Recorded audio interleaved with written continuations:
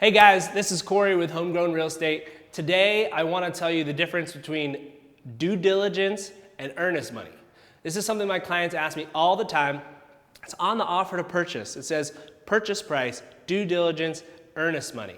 And the difference is the due diligence is a fee that the buyer offers the seller to take their house off the market to give the buyer exclusive access to do their inspections. So if you have a typical transaction, you're buying a house, maybe it's a 30-day time period to when you close.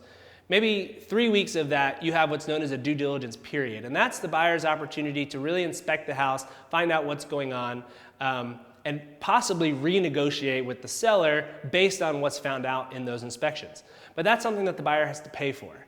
So the way you can think about this is it's a due diligence fee that the buyer is giving to the seller, and they don't get it back no matter what. During that due diligence period, the buyer can walk away for any reason at any time, but they forfeit the due diligence fee and any money that they've spent on inspections. Earnest money is a deposit. The deposit goes to the real estate attorney, and it sits in the real estate attorney's trust account, and it's protected there. And if the buyer walks away during due diligence period for any reason at any time, the attorney releases the earnest money and it goes back to the buyer. However, if the due diligence period is over and the buyer decides to walk away, they would technically be in breach of contract and that money would go to the seller.